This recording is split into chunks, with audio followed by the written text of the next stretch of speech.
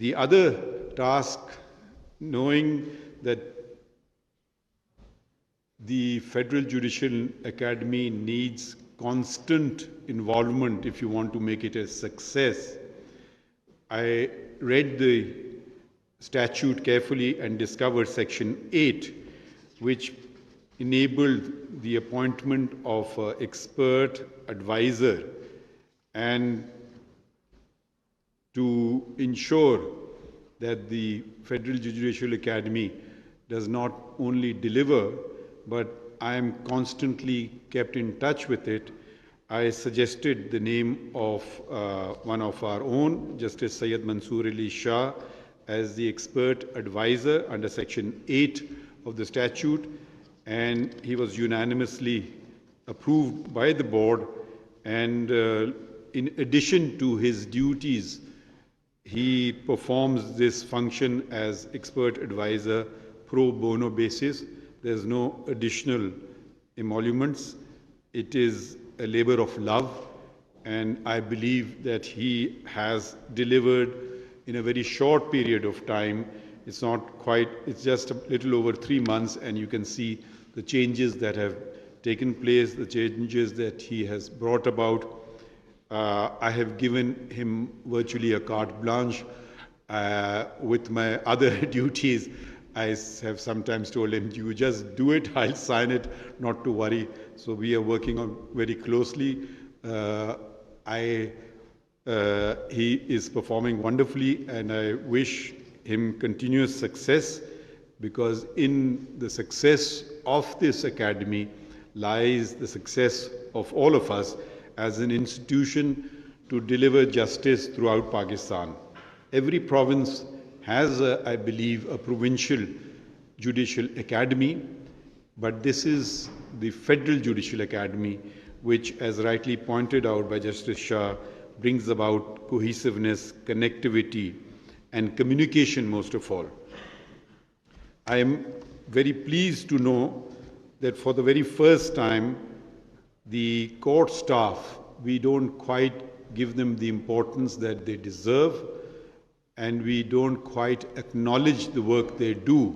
Without court staff, an efficient court staff, a judge may flounder. So the 48,000 court staff that were hitherto before ignored are now have come on to the radar of the Federal Judicial Academy, and I would suggest to the Chief Justices of the provinces and the Islamabad Capital Territory as well to ensure that they also receive the requisite training in their academies, and they can maybe copy what has been done at the Federal Judicial Academy and add to it with regard to their own particular requirements. Then we have 3,200 judges throughout Pakistan in the district judiciary, of which a sizable number, I'm happy to note, 500 are ladies, and they also require training from time to time. There is training at the provincial level, but the federal level training not only brings everyone together, brings Pakistan together, unifies the country, unifies the judiciary, but they also share valuable experiences with each other. There are variations, some local things which are not quite known even within the province. For instance, a district office judge or a judge in Karachi would not know anything about a preemption suit. So there are many things which even within the province you don't know, each other provinces you don't know. So it's a good place to share ideas, to bring everyone together. The Justice Mansoor Ali Shah has made certain suggestions that the Honorable Chief Justices of the provinces in Islamabad Capital Territory may follow, and I, as chairman of the Federal Judicial Academy, will certainly propose this in a meeting in which all the Chief Justices are members, and I'm sure that they will want to assist, if I can speak on their behalf, in ensuring what the Federal Judicial Academy determines, in particular the manner of nominations. I'm pleased to note that it's merit-based, and that how the Federal Judicial Academy, don't want to, since the details have already been mentioned, I don't want to repeat those, and it will bring about necessary consistency, it will enhance public confidence. After all, the first place of interaction of a litigant is not with the High Court or with the Supreme Court, it is with the civil judge, with the judicial magistrate, and we want to make them to raise their status to a position where further appeals stop. If the quality of justice administered at the first tier is such that it is found not only acceptable, but peers and superiors consider the decision, then it reduces the burden on other courts higher up in the hierarchy. And this concept that has developed in the country of taking virtually every matter right up to the Supreme Court before one is satisfied must come to an end if we want the system to survive. We must also ensure that the frivolous kind of litigation or no consequence litigation, what do I have to lose to go to the Supreme Court? At the worst, my case will be dismissed.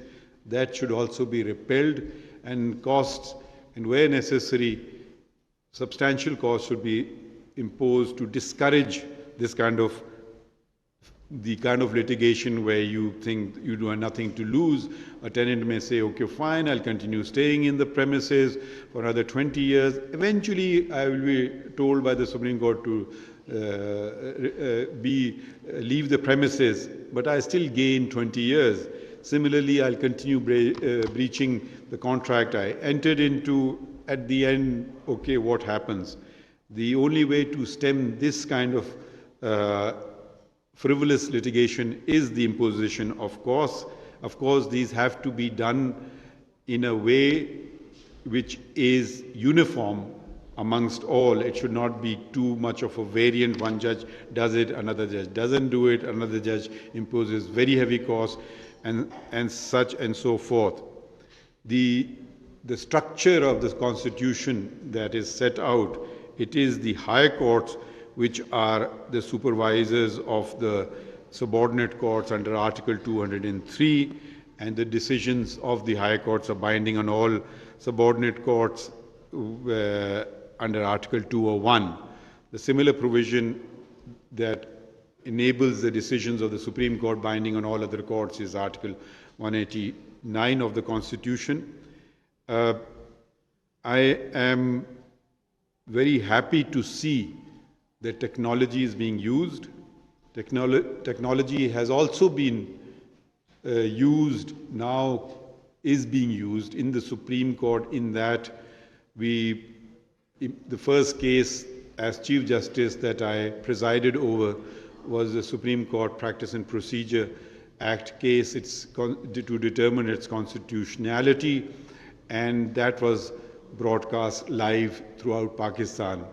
When certain cases of public importance are broadcast live, it also is an educational tool.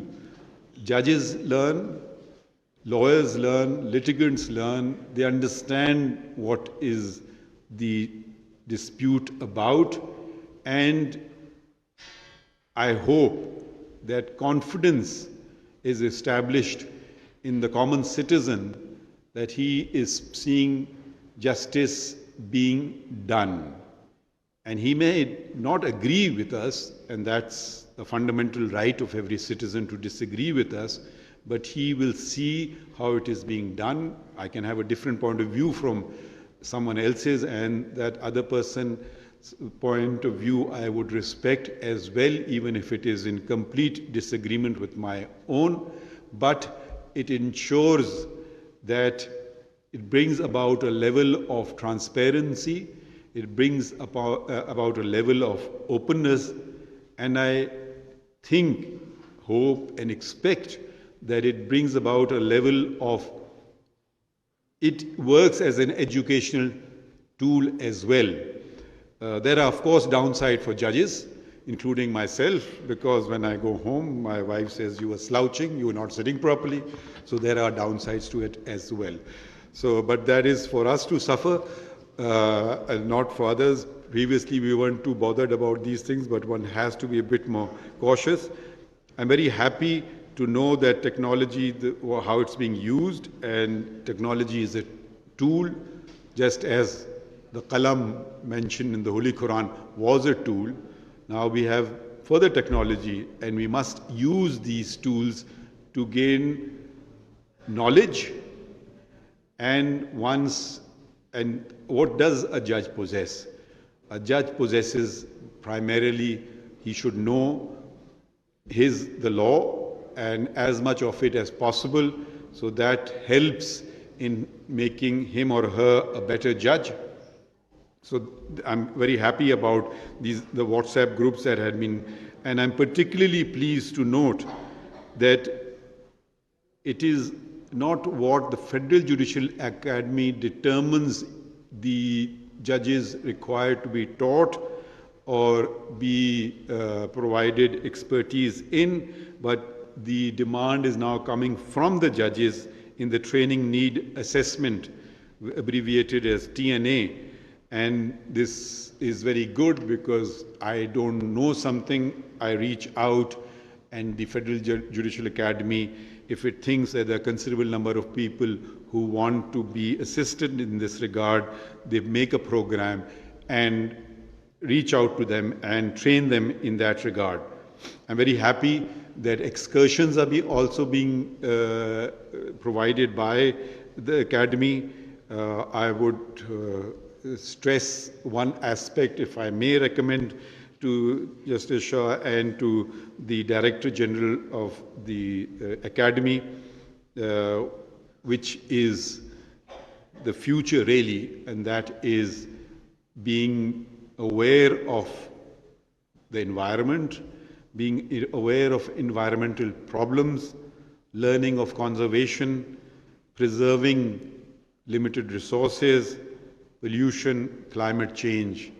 Because if we do not conserve the environment, then there is no future. That is fundamental, not just for this generation, but if you care about your children and grandchildren, this is something you have to. It's no longer optional, you must. You must also teach them to use the wonderful things called legs provided by the Almighty, and use less and less of motor cars.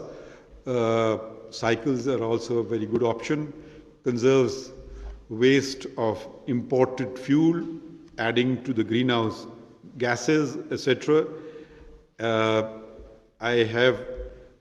There is other kinds of waste also which I would suggest and recommend that it should not be used. I saw plaques of, I had forbidden a plaque of mine being put up anywhere in Balochistan when I was Chief Justice Balochistan, and the Director General, I can direct not to put up any plaque with my name on it. So this is a complete waste of resources. If people have done something wonderful, the coming generations, their peers, will remember them in their hearts, and that's the best way to remember them, and not waste a piece of metal or paint and put it on a wall. That's not how we should be remembered. We should be remembered in what one writes, what one teaches, what one has, and what one has given to society. I think that is very important. In conclusion, I would thank the Federal Judicial Academy and the participants.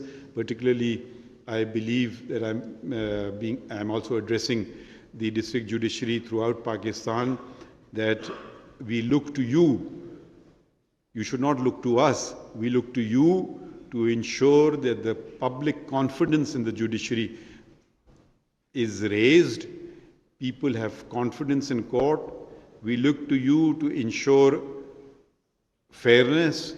We look to you to ensure that when two litigants come before you, you do not discriminate between them, you treat them equally. We look to you to ensure that all lawyers are treated with respect. Give respect, you get respect.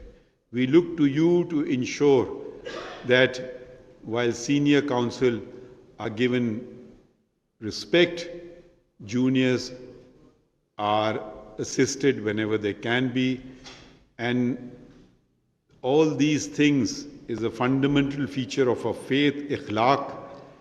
Ikhlaq there must be in judges, and when there is in us, I'm confident that it will be reciprocated by the litigants and the lawyers. As a practicing lawyer for more years than I've been a judge, I did not mind what was decided by the judge, even if he decided against me. I did mind how I was treated in court, and I was given as much time as the other side, and that is very important. So the principal feature of our system is justice must not only be done, but be seen to be done. This is something which one must keep reminding oneself of. I try to remind myself of this every day.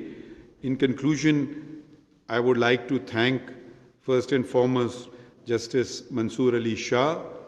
I think all of you agree that he was the right man for the job. I would like to thank Hayat Ali Shah Sahab, the Director General of the Federal Judicial Academy. I would like to thank a volunteer. I was informed, Sher Shah Khan, who's done some wonderful work, assisted with the Federal Judicial Academy. I would like to thank the international organizations that have been mentioned, and the UN Women in particular. I was just wondering why not UN Men. Anyways, heartfelt thanks to the UN Women. Maybe the UN Men should learn something from them and come forward and assist the Federal Judicial Academy as well. I would like to thank the National Information Technology Board for their help. And with knowledge, you can never say, I have acquired all the knowledge that is. It's a continuous process. And I'm very happy that this Judicial Academy is becoming a more interactive, proactive organization and reaching out, as opposed to the Federal Judicial Academy being somewhere nobody quite knows where it is or what it does. And we must also acknowledge the fact that the world, we cannot see it in isolation anymore, and the fact that Justice Shah has taken an initiative to involve the academia of other countries and reaching out to judges to spare some time and deliver lectures online, if not physically. That's commendable, because we must have connectivity with other centers of knowledge throughout the world, and encourage, I would add my voice to his appeal that the Chief Justices of the provinces should encourage when their judges of their provinces achieve something and they want to be trained or want to go for further studies, that should definitely be encouraged, because they will bring back something valuable to be shared with their peers and will enrich the system. And I would now thank all of you for inviting me. I did not quite do much other than preside over a board meeting. The other two board meetings that I presided over, and this I have, if you want to change the future, how do you do it simply? Educate people, assist them in attaining expertise in the relevant field. That's how you can change immediately the future. It can start immediately. And it is for this very reason the message of that is in the Holy Quran, the very first word was Iqra. It could have been so many other things. It could have been namaz, roza, zakat, hajj. Iqra, read. And from reading, knowledge, learning, the use of the pen. The very first direction from above there was that. And what is that? Acquisition of knowledge. Go to China if you have to acquire knowledge, the hadith of the Prophet. And with these words, I thank you all for your patience. Thank you.